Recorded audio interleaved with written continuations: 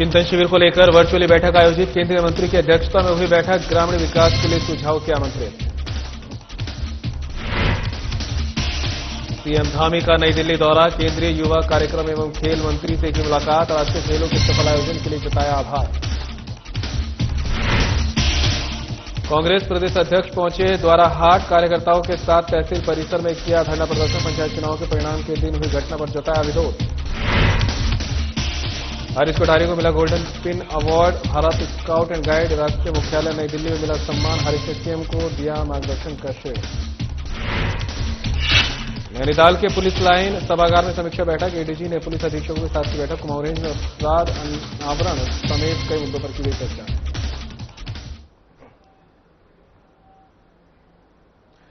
नमस्कार, उत्तराखंड की खबरें लेकर मैं हूं आपके साथ संदीप निरंजन। सरकार खबरों का रुख करते हैं। सीएम पुष्कर सिंह धामी का नई दिल्ली दौरा। एक खबर आप तक पहुंचा रहे हैं। यहां पर सीएम पुष्कर सिंह धामी का नई दिल्ली दौरा। केंद्रीय युवा कार्यक्रम एवं खेल मंत्री डॉक्टर मनसुख मांडविया से की मुलाकात। 38वें राष्ट्रीय खेलों के सफल आयोजन के लिए प्रदेशवासियों की ओर से जताया आभार। खेलों के व्यापक विकास और उच्च स्तरीय खेल अवस्थापना सहित कई महत्वपूर्ण प्रस्तावों पर की चर्चा। अल्मोड़ा के दीनापानी में उच्च स्तरीय खेल सुविधा। देहरादून में आइस स्केटिंग रिंग का संचालन का किया आग्रह। 95 विकासखंडों में बहुउद्देशीय क्रीड़ा हॉल के निर्माण सहित विभिन्न प्रस्तावों पर स्वीकृत किए जाने का किया अनुरोध। केंद्र सरकार से सहयोग का किया अनुरोध। खेल महाकुंभ ने उत्तराखंड को दिलाई एक नई पहचान, ये कहना है सीएम धामी का। खेल भूमि के रूप में प्रस्तुत करने की दिशा में उठाए महत्वपूर्ण कदम। उत्तराखंड में राज्य का प्रथम खेल विश्वविद्यालय किया स्थापित। खिलाड़ियों को प्रशिक्षण और खेल से संबंधित शैक्षणिक कोर्सेज की मिलेगी सुविधा। विश्वविद्यालय को एक अग्रणी खेल संस्थान के रूप में विकसित करने के लिए मांगा आवश्यक सहयोग। यथासंभव आर्थिक सहायता प्रदान करने का किया आग्रह। केंद्रीय मंत्री डॉक्टर मनसुख मांडविया ने सीएम धामी को दिया सकारात्मक कार्रवाई का आश्वासन।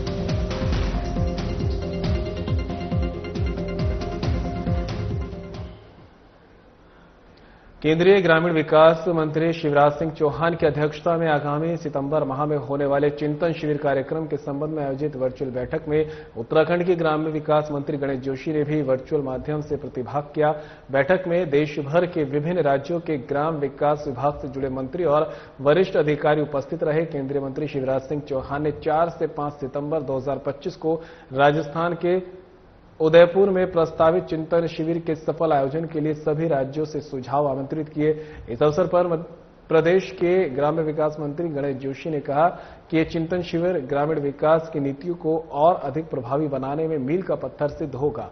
उन्होंने कहा कि उत्तराखंड सरकार ग्राम्य विकास के क्षेत्र में केंद्र की योजनाओं को जन जन तक पहुंचाने के लिए निरंतर कार्य कर रही है। मंत्री जोशी ने ग्रामीण आजीविका, स्वावलंबन, स्वरोजगार और प्राकृतिक संसाधनों के संरक्षण को बढ़ावा देने से जुड़े अपने सुझाव भी साझा किए। इस दौरान मंत्री जोशी ने अधिकारियों को नॉर्थ ईस्ट के हिमालयी राज्यों का अध्ययन करने के भी निर्देश दिए ताकि पर्वतीय राज्यों में ग्राम्य विकास से संबंधित योजनाओं का बेहतर और व्यवहारिक क्रियान्वयन किया जा सके।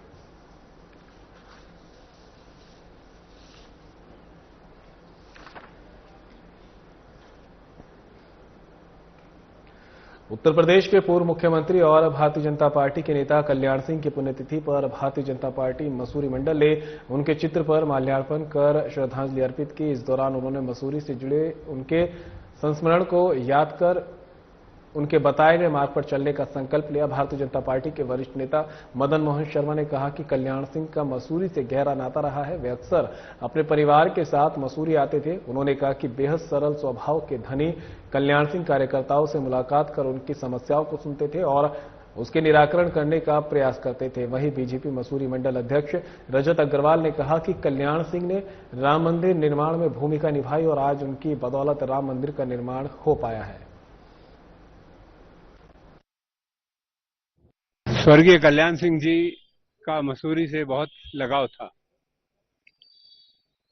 जिस समय मैं मंडल अध्यक्ष था उस समय कल्याण सिंह जी परिवार सहित मसूरी आए और 3 दिन लगभग यहाँ रहे। कैसे नेता थे जिन्होंने उत्तर प्रदेश में शासन किया और उनको सबसे ज्यादा शानदार एडमिनिस्ट्रेटर आज भी कहा जाता है। और जब वो मसूरी आए उसके परिवार से उनके बेटे से मेरा बहुत अच्छा परिचय हो गया था। उनका पारिवारिक मेरा संबंध हो गया था। तो मसूरी आए तो उनका पोता उनके पोते का एडमिशन यहाँ पर हो गया था। जिसके भारत स्काउट एंड गाइड राष्ट्रीय मुख्यालय नई दिल्ली में भारत स्काउट गाइड उत्तराखंड के पूर्व आजीवन सदस्य हरीश कोठारी को अंतर्राष्ट्रीय कार्यक्रम Asia Pacific region world conference में गोल्डन पिन अवार्ड से सम्मानित किया। इस अवसर पर हरीश कोठारी ने बताया कि कॉन्फ्रेंस में एशिया पैसिफिक रीजन के 22 देशों के पदाधिकारी प्रतिनिधियों के अतिरिक्त अंतर्राष्ट्रीय स्तर के उच्च पदाधिकारी भी उपस्थित रहे। उन्होंने कहा कि निश्चित ही ये पुरस्कार सीएम पुष्कर सिंह धामी के समय समय पर प्राप्त प्रेरणा और दिशा निर्देशों से है। विगत वर्षों में नशा मुक्ति, वृक्षारोपण, पर्यावरण, जल, जंगल, जमीन जैसे किए गए विभिन्न सामाजिक कार्यों के लिए नामित किया गया। उन्होंने बताया कि इससे पूर्व आदर्श संस्थान के अध्यक्ष आशा कोठारी को राज्यपाल ने 2018 में तेलू रौतेली पुरस्कार सहित कई पुरस्कारों से सम्मानित किया जा चुका है।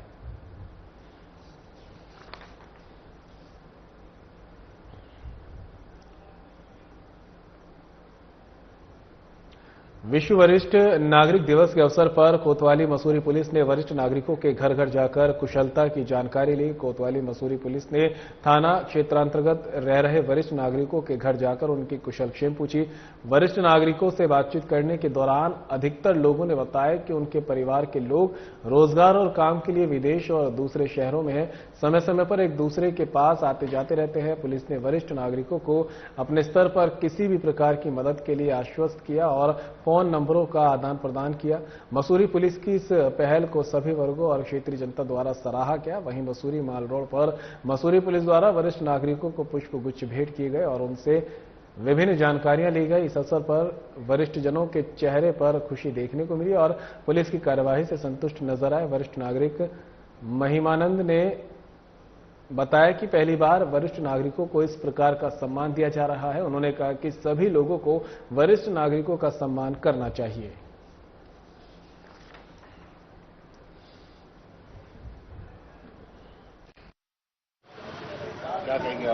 आज हम सीनियर सिटीजन ये कहना चाहते हैं कि मैं अपने को बहुत ही सौभाग्यशाली मानता हूं कि मेरा आज एक सीनियर सिटीजन समझ के पुलिस द्वारा सम्मानित किया गया हूं। तो ये कि ये लोग जो सीनियर सिटीजन है मसूरी के और भी सीनियर सिटीजन तो बन जाते हैं, लेकिन जो और लोग होते हैं उनको भी सम्मान करें, उनको सीनियर सिटीजन की सारी सुविधाएं दें।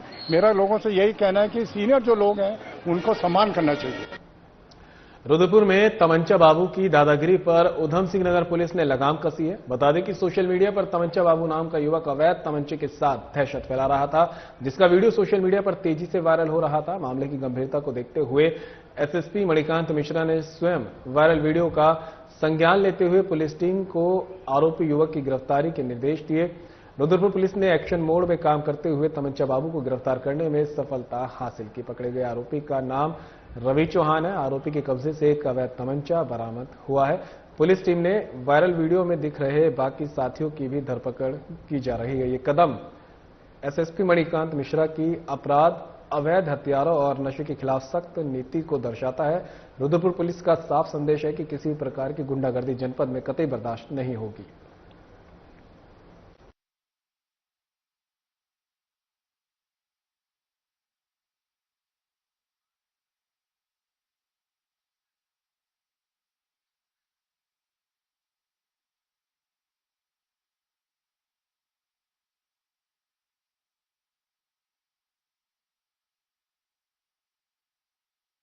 तो वहीं द्वारहाटा पहुंचे हैं कांग्रेस प्रदेश अध्यक्ष करण माहरा। खबर आप तक पहुंचा रहे हैं, जहां पर कांग्रेस प्रदेश अध्यक्ष करण माहरा द्वारहाटा पहुंचे। करण माहरा ने कांग्रेस कार्यकर्ताओं के साथ तहसील परिसर में किया धरना प्रदर्शन। द्वारहाटा में पंचायत चुनावों के परिणाम के दिन हुई घटना पर विरोध किया प्रकट। सरकार और पुलिस प्रशासन पर जमकर साधा निशाना। जनता की सेवा के लिए है पुलिस, नेताओं की चमचागिरी के लिए नहीं। सरकार के कहने पर पुलिस ने नहीं लिखी थी 0 FIR। उत्तराखंड की रक्षा के लिए जो करना पड़े करेगी कांग्रेस। बीजेपी सरकार के राज में खतरे में संविधान।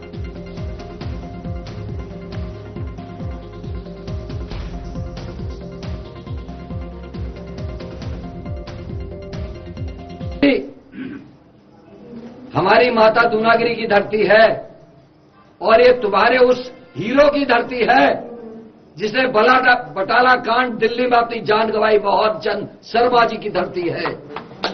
और उस बहुत चंद शर्मा की धरती में ऐसे लोग नियुक्त किए गए जो हंगामा कराना चाहते हैं, अरे सीआरपीसी की धाराएं पढ़ लेनी चाहिए थी तुम्हारे दरोगा को। किस जगह ट्रेनिंग लेके आया, उस अधिकारी का भी शर्म से सर झुक गया होगा जिसके अंदर इस आदमी ने ट्रेनिंग ली। मैंने स्वयं फोन किया था, मैंने कहा था भाई हिंदुस्तान का कानून कहता है कि हिंदुस्तान के किसी भी कोने में 0 एफआईआर लिखाई जा सकती है और वो संबंधित थाने को पुलिस वापस भिजवाती है। गलत कह रहा हूं, आप छोटे भाई लोग हैं, आप बताएं गलत है क्या? 70 दिन गिरफ्तार होगा, मुझे फर्क नहीं पड़ता, क्योंकि इस उत्तराखंड की देवभूमि के लिए कुछ भी करना पड़े मैं करूंगा, अपनी बहनों के लिए कुछ भी करना पड़े मैं करूंगा। लेकिन इतना जरूर कहना चाहता हूं, जो गुड्डू ने कहा हम चूड़ियां पहन के नहीं बैठे, हम उस पार्टी के लोग हैं जो अंग्रेजों से नहीं डरे, जिन्होंने अपनी जान की बाजियां लगाने का काम किया। और ये उत्तराखंड राज्य तो आप लोगों से बेहतर कौन समझता है पुलिस वालों से। पीड़ित पक्ष से कहे कि जबरदस्ती तुम ये बयान दो कि तुमको कोई लेके नहीं आया, तुम घुमाने लेके। नैनीताल में क्या किया तुमने? वो तो गनीमत थी। उस दिन मनोज तिवारी और करण मेहरा नैनीताल नहीं थे, जिस दिन हमारे विपक्ष के नेता सीएलपी लीडर आदरणीय यशपाल आर्या जी के गले में हाथ डाला। अगर हम होते तो शायद कुछ स्थिति और होती। ये क्या हो रहा है? आप लोग किसी नेता की चाटुकारी करने के लिए नहीं पैदा हुए, भर्ती नहीं हुए होंगे। आप किसी सरकार की चाटुकारिता करने के लिए भर्ती नहीं हुए होंगे। आप लोग भर्ती हुए थे कि देश की और समाज की सेवा करेंगे, अपने परिवार की भी सेवा करेंगे। आज अच्छा लग रहा है, नेताओं के पीछे चलना पड़ रहा है। नेता कह रहा है एफआईआर करो तो कर रहे, और तुम्हारे लोगों को उनकी चमचागिरी ऐसे दरोगाओं की वजह से करनी पड़ी। गनीमत है कि हमारा शहर नहीं है। मदन बिल जी की स्वर्गीय पत्नी जो हमारी निवर्तमान जिला पंचायत के अध्यक्ष रही, आज मृत्यु की सैया में जीवन और मृत्यु की लड़ाई लड़ी से। और जो पीड़ित पक्ष है उसकी एफआईआर 3 दिन के बाद देता तुम्हारा दरोगा। एसएसपी को धन्यवाद दे रहा हूं, दोनों का ट्रांसफर हुआ है। सोमेश्वर का भी रहेंगे इसी उत्तराखंड में, ये पता है मुझे।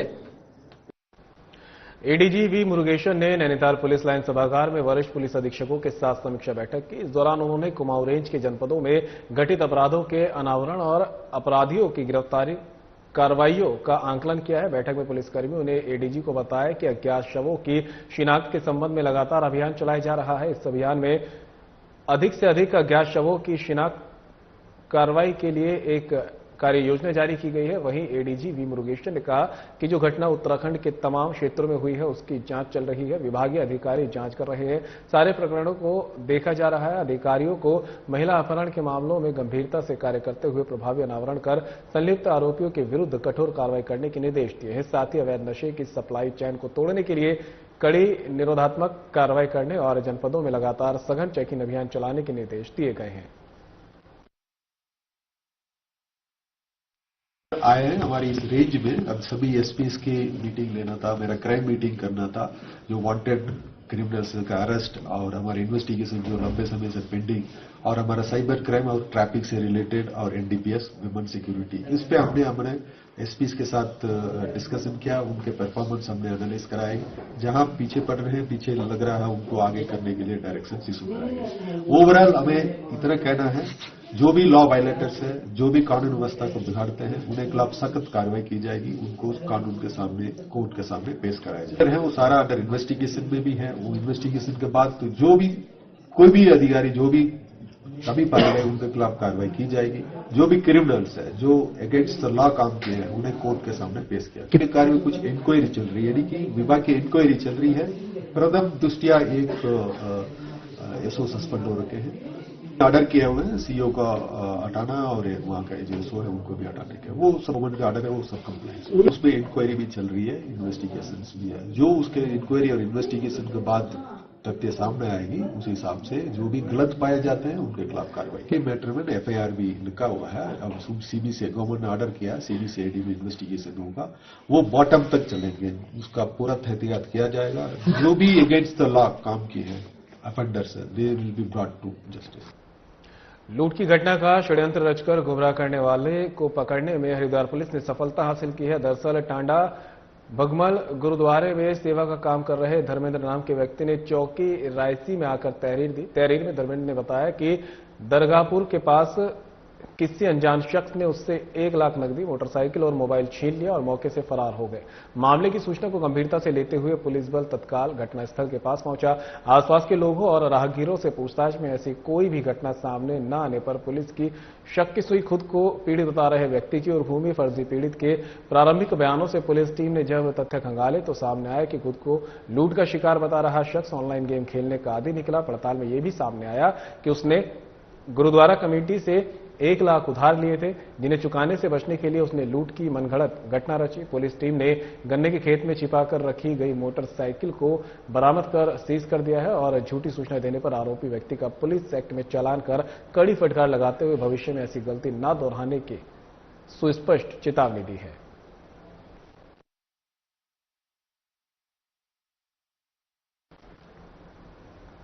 एसएसपी परमिंदर डोभाल द्वारा यातायात निदेशालय उत्तराखंड के आदेश के क्रम में यातायात जागरूकता अभियान चलाए जाने के निर्देश दिए गए हैं। इसी क्रम में आर्मी पब्लिक स्कूल बीईजी प्रथम रुड़की में विशेष यातायात जागरूकता कार्यक्रम आयोजित किया गया। कार्यक्रम में यातायात और सीपीयू पुलिस रुड़की द्वारा वीडियो विजुअल के माध्यम से अध्यापक स्टाफ सहित लगभग 100 छात्र छात्राओं को यातायात नियमों से जुड़ी महत्वपूर्ण जानकारी प्रदान की गई। कार्यक्रम में good Samaritan, traffic sign, signal, golden hour आदि विषयों पर विस्तार से चर्चा की गई। विद्यालय की प्रिंसिपल रितु डोगरा और अध्यापिका किरण सती समेत सभी छात्र छात्रा और अध्यापकों ने यातायात नियमों को महत्वपूर्ण बताते हुए नियमों का पालन करने का संकल्प लिया। छात्र छात्राओं ने पुलिस और सीपीयू रुड़की टीम का आभार व्यक्त किया है। पुलिस ने छात्र छात्राओं को संदेश दिया कि सड़क सुरक्षा, जीवन सुरक्षा नियमों का पालन ही सबसे बड़ा अनुशासन है। यह प्रशिक्षण यातायात निरीक्षण संदीप सिंह नेगी, यातायात उपनिरीक्षक सुनील सती और उपनिरीक्षक सीपीयू हरीश अधिकारी द्वारा प्रदान किया गया है। पुलिस ने छात्र छात्राओं को संदेश दिया कि सड़क सुरक्षा, जीवन सुरक्षा नियमों का पालन ही सबसे बड़ा अनुशासन है।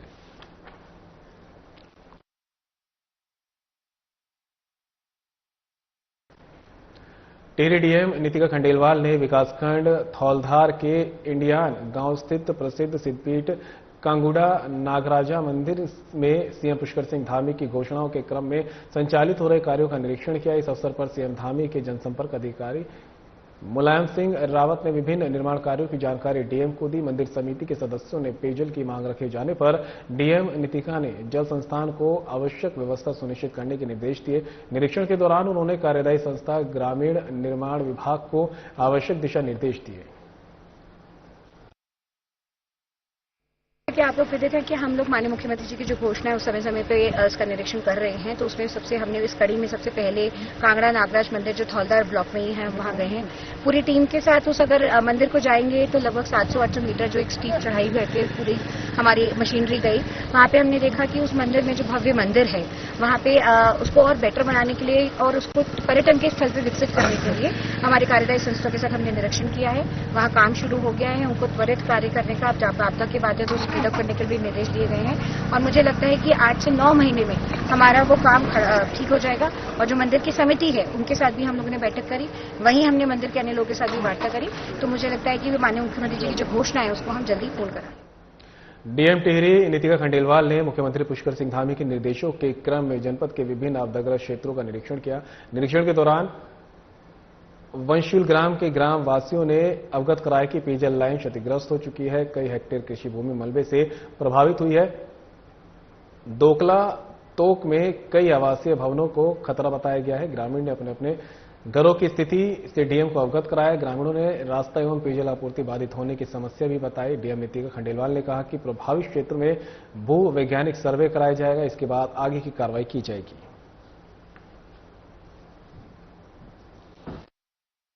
थौलधार ब्लॉक में हमारे विभिन्न गांव में निरीक्षण था। पहले हम लोग उजाड़ गांव कुनेर वहां गए थे। वहां बहुत सारे स्लाइडिंग जोन्स थे जिससे कि मकानों को काफी खतरा है। तो बीआरओ की टीम हम लोग के साथ थी। उसके बाद हम लोग एक गांव गए कमान के पास। वहां पे ये था कि 3 गांव के जो स्कूल के बच्चे हैं क्योंकि उनकी पुलिया ध्वस्त हो गई है तो उनसे आने जाने में खतरा है। तो उसके लिए हमने तत्काल अभी एक स्कूल मतलब एक बस की व्यवस्था कर दी है ताकि बच्चे जाए और कल से उनका स्कूल सुचारू रूप से चले। 1-2 दिन से वो नहीं जा पा रहे। इसके बाद जो मेन इंपॉर्टेंट था वो बंसूर गांव था जहां पे 17 अगस्त को बादल फटने की खबर आई थी और जिसमें यह था कि बहुत तेज बहाव पे पानी आया, जिसमें कि लोगों के घर में पानी आ गया और काफी उनके खेत डैमेजेस हो गए हैं। वहां जाके पूरा देखा और काफी लगभग 30 परिवारों को वहां पे हमने देखा कि उन लोगों ने उनके परिवार में पानी आया और लगभग 70-80 खेत जो है वो काफी मतलब उनको क्षति हुई है, जिसको हम लोग P20 बना के उनको मुआवजा देंगे। इसके उपरांत ये भी देखा गया कि वहाँ पेयजल की जो लाइन्स हैं वो भी सुचारू नहीं हो पाई हैं, क्योंकि वहां तक जहां तक जंगलों में पहुंचने का भी वो पाइपलाइंस नहीं अभी हो पाई हैं। तो उसके लिए एक टेम्परेरी अरेंजमेंट हम लोगों ने टैंकर्स का करा दिया है, जो कल से सुचारू हो जाएगा। उसके बाद हम लोग मंसूर के बाद मचकूट गांव में वहां पे भी जो आपदा आई थी उसमें भी काफी क्षति हुई है, उसमें भी सब गांव वालों के साथ बैठक करी और क्षति का प्रॉपर आंकलन कर लिया गया है। तो ये आज लगभग थौलदार के हमने 8-10 गांव का भ्रमण किया और जहां जहां संवेदनशील हमें ज्यादा लग रही है वहां माननीय मुख्यमंत्री जी के जो विशेष निर्देश हैं कि तत्काल वहां राहत पहुंचाई जाए। और माननीय मुख्यमंत्री जी ने जैसा ये बोला है कि आपदा के जहां पे भी जो भी आवश्यकता है उसको तत्काल लोगों को मुआवजा वितरण, चेक्स जो भी देने हैं वो विदिन अ वीक हो जाए, ये सभी अधिकारियों को निर्देशित कर दिया गया। तो वहीं नशे के खिलाफ एसएसपी आयुष अग्रवाल का कड़ा प्रहार, खबर आप तक पहुंचा रहे, जहां पर नशे के खिलाफ एसएसपी आयुष अग्रवाल का कड़ा प्रहार देखने को मिला है। थाना नरेंद्र नगर और सीआईयू की संयुक्त टीम को मिली बड़ी सफलता। 55.40 ग्राम स्मैक के साथ 2 तस्कर गिरफ्तार। तस्करी में प्रयुक्त मोटरसाइकिल को किया सीज। बरामद स्मैक की कीमत 16 लाख से अधिक आंकी। एसएसपी आयुष अग्रवाल ने किया मामले का खुलासा। जुबैर और सलमान के रूप में हुए तस्करों की पहचान। आरोपी को कोर्ट के आदेश पर पुलिस ने भेजा जेल। तस्करों ने सहारनपुर से लाई थी स्मैक। पहाड़ी क्षेत्रों में स्मैक बेचने की फिराक में थे तस्कर। जी द्वारा ड्रग्स फ्री देवभूमि अभियान चलाया जा रहा है, जिसमें कि पुलिस मुख्यालय द्वारा भी निर्देश किए गए हैं और टिहरी पुलिस लगातार जो भी ड्रग्स तस्कर हैं इनके विरुद्ध कार्रवाई करने में लगातार प्रयासरत है। और इस वर्ष अभी तक 24 मुकदमे एनडीपीएस एक्ट के अंतर्गत टिहरी पुलिस द्वारा पंजीकृत किए जा चुके हैं और इसी क्रम में एक बड़ी सफलता हमारी टीम को हासिल हुई है। कल देर रात थाना नरेंद्र नगर क्षेत्र से एएनटीएफ की टीम और थाना नरेंद्र नगर की टीम के द्वारा 2 अभियुक्तों को गिरफ्तार किया गया है और उन दोनों के कब्जे से 55 ग्राम स्मैक बरामद की गई है, जिसकी कीमत लगभग 16 लाख रुपए है। इनका पूर्व में भी आपराधिक इतिहास रहा है। दोनों सहारनपुर के रहने वाले हैं और पूर्व में भी एनडीपीएस एक्ट के केसेस में ये जेल जा चुके हैं। इनसे आगे पूछताछ की जा रही है कि कहां से लेकर आ रहे थे और जो भी सोर्सेज हैं इन पर भी आगे कार्रवाई की जाएगी। लोक निर्माण विभाग द्वारा करोड़ों रुपए की लागत से मसूरी की माल रोड का किया गया सौंदर्यीकरण बिखरता हुआ नजर आ रहा है। लगभग 1.5 साल पहले लोक निर्माण विभाग द्वारा मसूरी की माल रोड का सौंदर्यीकरण का कार्य किया गया था और माल रोड के कई स्थानों पर कॉम्बिलिंग बिछाई गई थी। अब देखते ही देखते पूरी माल रोड में कॉम्बिलिंग उखड़ने का सिलसिला शुरू हो गया है और माल रोड के कई स्थानों पर जलभराव की स्थिति भी देखी जा रही है। इससे कई दोपहिया वाहन चालक चोटिल हो चुके हैं और कई पैदल चलने वाले लोग भी इसका शिकार बन गए हैं। लेकिन लोक निर्माण विभाग द्वारा इसकी मरम्मत का कार्य शुरू नहीं किया गया है, जिससे मसूरी वासियों में रोष व्याप्त है। मसूरी ट्रेडर्स अध्यक्ष रजत अग्रवाल ने कहा कि माल रोड में देश विदेश से लाखों लोग सैर करने आते हैं और लेकिन माल रोड की दुर्दशा के कारण शहर की छवि धूमिल हो रही है। विभाग की लापरवाही का खामियाजा आम लोगों को भुगतना पड़ रहा है। उन्होंने कहा कि इसकी शिकायत मुख्यमंत्री से की जाएगी। वहीं शहर कांग्रेस अध्यक्ष अमित गुप्ता ने कहा कि कॉम्बलिंग लगाने का शुरू से ही विरोध किया जा रहा था, लेकिन विभाग द्वारा मनमानी से कार्य किया गया और उसका नतीजा है कि जगह जगह पर सड़कें उखड़ रही है और कई स्थानों पर जलभराव की स्थिति देखी जा रही है। था कि मसूरी माल रोड पर कॉम्बलिंग का उपयोग ना किया जाए। कॉम्बलिंग आज दुर्घटना का कारण बन रहा है। कई लोगों के फ्रैक्चर हो चुके हैं, टांग टूट चुकी है, जगह जगह चौक चौराहे पे वो उखड़ी पड़ी है। जो माल रोड पे जो करोड़ों रुपए, करीबन 9-10 करोड़ रुपए उस पर लगाए गए, आज माल रोड की स्थिति जस की तस है। उसका कोई लाभ माल रोड का जो सौंदर्यीकरण करने की बात कर रहे थे वो जस का तस दिखाई दे रहा है। जगह जगह पानी भर रहा है। चाहे आप गढ़वाल टेरिस के सामने देख लीजिए, जब भारी बारिश होती है तो वहां पूरा पानी भरा रहता है। तो माल रोड तो बनाई गई, लेकिन उसकी जो निकासी थी वो ठीक नहीं की गई, उसके स्लोप को ठीक नहीं किया गया। माल रोड को सिर्फ बनाने का उद्देश्य था, जनता को परेशान करने का उद्देश्य था। कई महीनों तक यहाँ व्यापार को भी उसका प्रभाव पड़ा। सीजन के टाइम इसका प्रभाव पड़ा, माल रोड बनी, लेकिन माल रोड बनने से आज भी माल रोड की ऐसी दुर्दशा है कि आप पिक्चर पैलेस से लाइब्रेरी तक जाइए तो जहां जहां कॉम्बलिंग लगी थी वो सब उखड़ चुकी है और ऐसे स्लाइडिंग लगा दी गई है। वहां जगह जगह जो चैम्बर लोहे के लगाए गए हैं, कई बार वहां स्कूटियां स्लिप हो चुकी हैं, लोग गिर चुके हैं। ऐतिहासिक माल रोड है, पर्यटन की दृष्टि से सबसे आकर्षक पर्यटन स्थल है, जहां पर लाखों पर्यटक हर वर्ष घूमते हैं, आते हैं, जाते हैं। हजारों की तादाद में व्यापारी व्यापार करते हैं, अपनी अर्थव्यवस्था का ध्यान रखते हैं, चाहे वो मजदूर हो, टैक्सी चालक हो, चाहे वो कोई दुकानदार हो, व्यापारी भाई हो, होटेलियर हो, होमस्टे वाले। लोक निर्माण विभाग द्वारा करोड़ों की लागत खर्च करने के बावजूद माल रोड का रखरखाव ढंग से नहीं किया जा रहा है। जगह जगह कॉबलिंग खुड़ गई है, जगह जगह गड्ढे हैं, मेनहोल उखड़े हुए हैं। और मेरा मानना यह है कि लोक निर्माण विभाग की जो लापरवाही है, ये साफ साफ जो हमारी सरकार, राज्य सरकार की छवि को दुर्मिल करने का काम कर रही है। निर्माण विभाग के अधिकारियों द्वारा जल्दी संज्ञान लेकर यह कार्य नहीं किया गया तो एक बड़ा आंदोलन उनके खिलाफ हम करेंगे और हम इसके अधिकांश अधिकारियों की छुट्टी, जिस प्रकार से ट्रांसफर ऑर्डर कर लीजिए या सिर्फ माननीय मुख्यमंत्री और माननीय मंत्री गणेश जोशी से आवश्यक रूप से करेंगे। ये हमने पहले भी कहा था और आगे एक साफ स्पष्ट चेतावनी दे रहे हैं।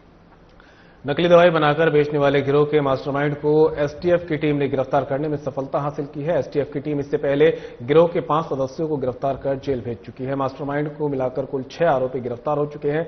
मामले का खुलासा करते हुए एसटीएफ के एसएसपी नवनीत भुल्लर ने बताया कि राजस्थान, हरियाणा और आसपास के इलाके में नकली दवाओं का व्यापार होने की सूचना एसटीएफ देहरादून को लगातार मिल रही थी, क्योंकि घटना के तार देहरादून के सिडकुल क्षेत्र से जुड़े हुए थे।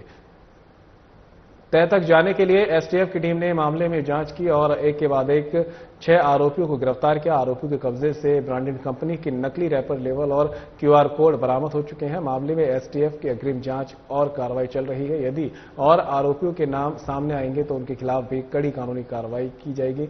बता दें कि देहरादून के सैलाकुई क्षेत्र में नकली दवाइयों के रैपर छापने का काम किया जाता था। आरोपी संतोष कुमार ने पकड़ में आने के बाद ही एसटीएफ की टीम ने कड़ी से कड़ी जोड़कर इस बड़े खुलासे को अंजाम दिया। और फिलहाल इस बुलेटिन में मेरे साथ इतना ही। दीजिए इजाजत। नमस्कार।